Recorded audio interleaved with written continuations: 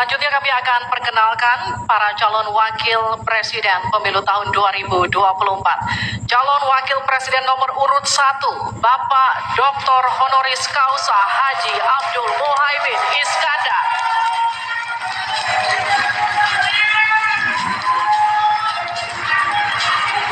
Selanjutnya calon wakil presiden nomor urut 2, Bapak Gibran Raka Buming Raka.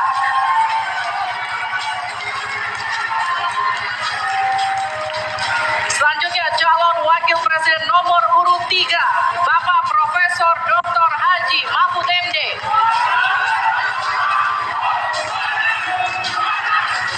Baik, harap tenang. Terima kasih. Mohon tenang, kita sudah dengar tadi tata tertibnya ya. Oke. Dan langsung saja kita mulai debat calon wakil presiden pemilu 2024. Pada sesi pertama, kita akan mendengarkan visi, misi, dan program kerja masing-masing pasangan calon yang akan disampaikan calon wakil presiden 2024. Jika pada debat pertama sebelumnya penyampaian visi misi dimulai dari paslon nomor urut 1, maka debat kali ini kami persilahkan calon wakil presiden nomor urut 2, Bapak Gibran Raka Buming Raka, untuk menyampaikan visi misi dan program kerja. Kami persilahkan, Pak.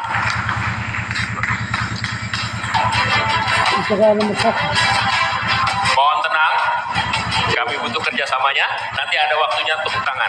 Waktu Bapak 4 menit, dimulai dari saat Bapak berbicara.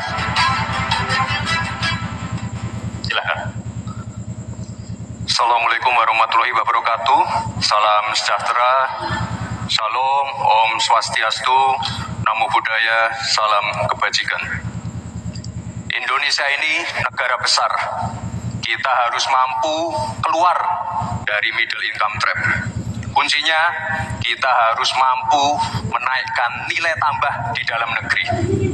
Di tengah gempuran resesi global, perang dagang, konflik geopolitik, rata-rata pertumbuhan ekonomi negara kita tetap resilient di rata-rata 5%. Pertumbuhan ekonomi yang berkualitas didukung dengan penurunan angka pengangguran, angka kemiskinan, penurunan angka Gini rasio, dan juga angka inflasi yang terkendali. Bapak Ibu yang saya hormati, teman-teman sesama anak muda, lalu apa agenda ke depan? Kita akan lanjutkan hilirisasi. Bukan hanya hilirisasi tambang saja, tapi juga hilirisasi pertanian, hilirisasi perikanan, hilirisasi digital, dan lain-lain. Kita lanjutkan juga pemerataan pembangunan yang tidak lagi Jawa sentris. Kita genjot terus ekonomi kreatif dan juga UMKM. Kita punya 64 juta UMKM yang menyumbangkan 61% untuk PDB kita.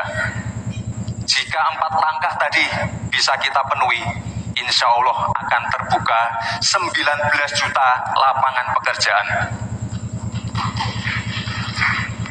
Pemerataan pembangunan itu wajib. Sekarang investasi yang ada di luar Jawa sudah ada 53%. Pembangunan IKN yang berkelanjutan ini akan membuka titik pertumbuhan ekonomi baru, akan membuka akses dan juga konektivitas, sekaligus membuka lapangan kerja. IKN ini bukan hanya saja membangun bangunan pemerintahan, tapi juga sebagai simbol pemerataan pembangunan di Indonesia, dan juga sebagai simbol transformasi pembangunan Indonesia. Bapak dan Ibu yang saya hormati, saya juga berkeyakinan suatu saat nanti Indonesia akan menjadi raja energi hijau dunia dengan terus mengembangkan biodiesel, bioaftur dari sawit, bioetanol dari tebu, sekaligus kemandirian gula.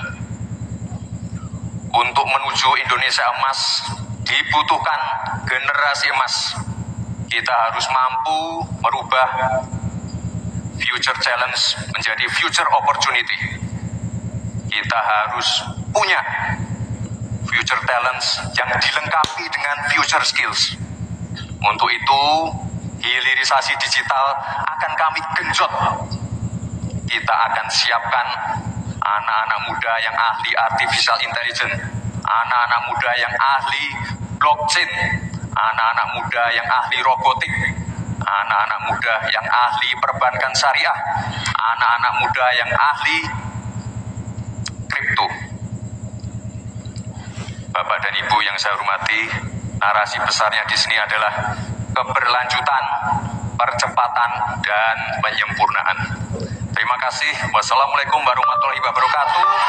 Selamat Hari Ibu, selamat untuk kaum perempuan hebat di Indonesia. Terima kasih. Baik, terima kasih.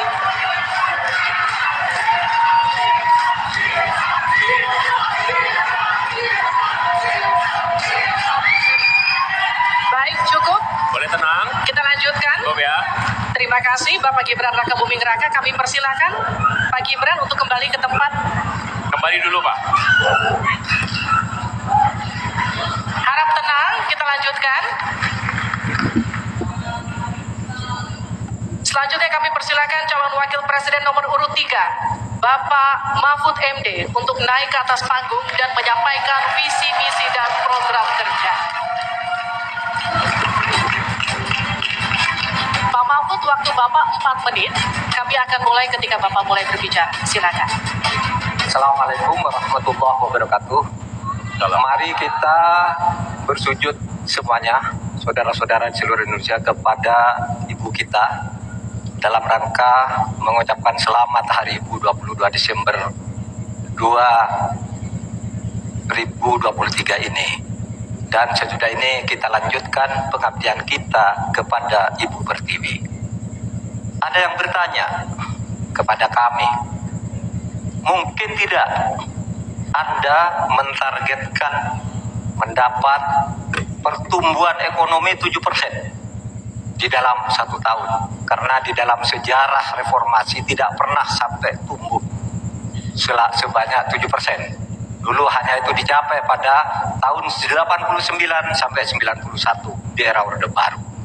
Lalu pertanyaan itu saya sampaikan kepada beberapa orang ahli, lalu mereka mengatakan hanya karena kebodohan kita ini tidak bisa menaikkan pertumbuhan ekonomi menjadi 7% karena kita ini kaya raya dengan sumber daya alam dan sumber daya manusia yang hebat. Masalahnya apa? Masalahnya banyak korupsi dan inefisiensi di sektor-sektor pertumbuhan ekonomi, yaitu di sektor konsumsi, belanja pemerintah, ekspor impor, dan investasi. Jadi dengan demikian karena banyak korupsi, dan itu memang betul terjadi. Coba lihat, berdasar hasil SIGI, Transparansi Internasional, korupsi terjadi di lembaga legislatif, eksekutif, dan yudikatif secara besar-besaran. Korupsi juga terjadi di 3 metra alam kita ini. Kita menginjak bumi, ada korupsi di tanah dan pertambangan. Kita ke laut, ada korupsi di masalah kelautan. Kita melihat udara, pesawat terbang kita, ternyata di udara juga banyak korupsi. Akibatnya apa? Rakyat miskin. Saya ketemu dengan seorang bernama Teddy dan Joni di Padang, seorang atau 2 orang pegawai angkutan perusahaan truk, menyatakan tidak pernah bisa mendapat subsidi minyak yang disediakan oleh negara karena tidak pernah sampai di korupsi. Saya juga ketemu dengan seorang Sri Wulan, anak kecil di Parongpong, Bandung Barat. Dia mengajak saya main layang-layang. Katanya, "Bapak, saya ingin terbang seperti layang-layang meraih cita, tapi saya tidak dapat." Kemudian saya ingat pulau saya, Madura. Di Madura itu kaya dengan gas alam, tetapi sampai sekarang tidak pernah dioptimalkan untuk dimanfaatkan. Maka kuncinya adalah bagaimana kita memberantas korupsi. Lalu ada yang tanya kepada saya, "Bapak, kalau Bapak jadi wakil presiden, orang takut ditangkap." Saya panggil para ekonom dan para pelaku usaha, "Apa betul Anda takut kepada saya kalau saya wapres?" Tidak, Bapak. Justru kami perlu seorang penegak hukum seperti Bapak. Karena apa? Kami kalau mau investasi di Indonesia ini diperas. Mau berusaha ini diperas. Kalau kami bayar padahal diperas, lalu ketahuan kami ditangkap katanya kami menyuap. Itulah Indonesia ini pada saat ini. Oleh sebab itu, saudara sekalian, kita harus lawan korupsi. Memang istilah anak muda, hai koruptor, kutabrak kau. Hai wir, mundur kau wir. Nah korupsi, setabrak. Saudara sekalian, ini semua dalam rangka agar terjadi pemerataan seperti ketentuan pasal 3 Undang-Undang Dasar. Di Al-Quran disebut kaila yakuna dulatan bainal yang. Jangan biarkan kekayaan itu hanya beredar di antara orang kaya. Waktu Bapak selesai. Baik, terima kasih Pak Mahfud. Silakan kembali, Pak. Baik.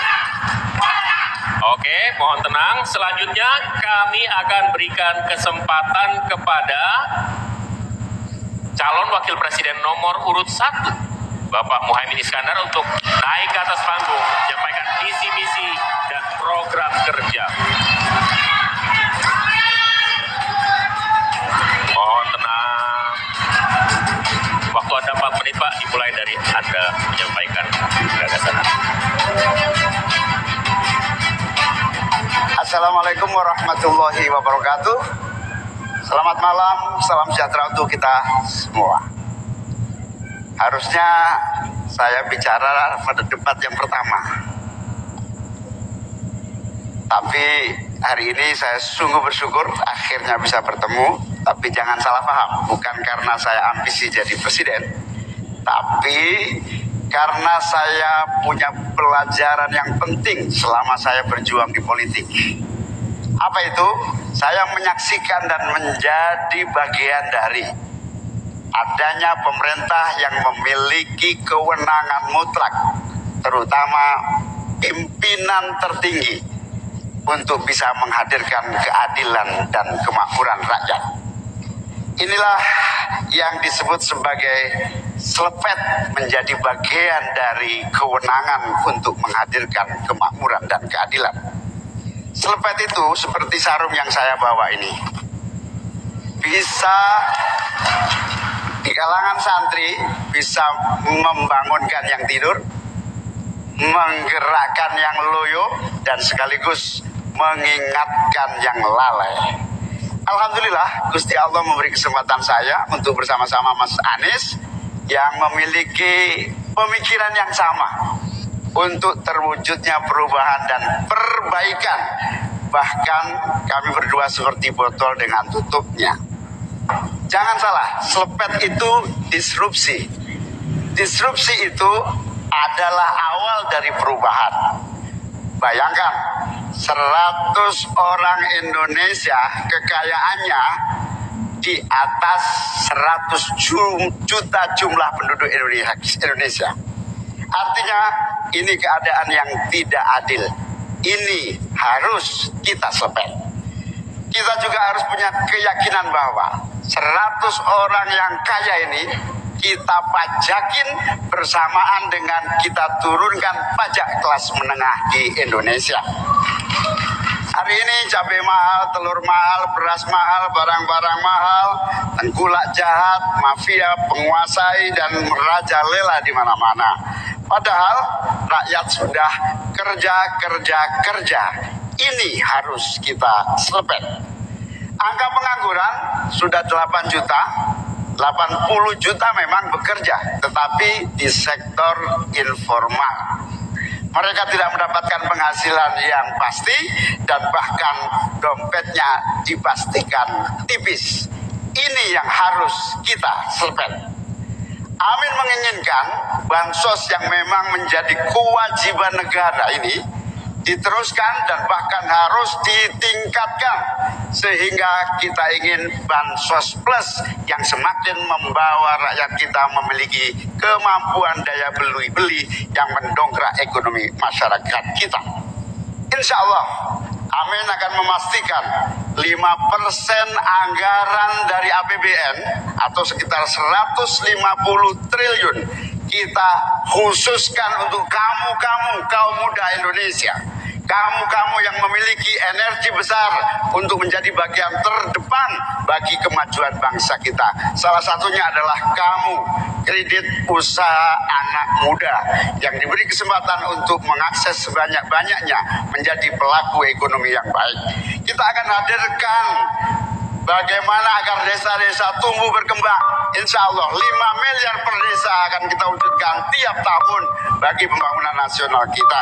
Kita juga akan siapkan seluruh bantuan-bantuan yang memungkinkan tumbuh Habis menjadi maju. waktunya.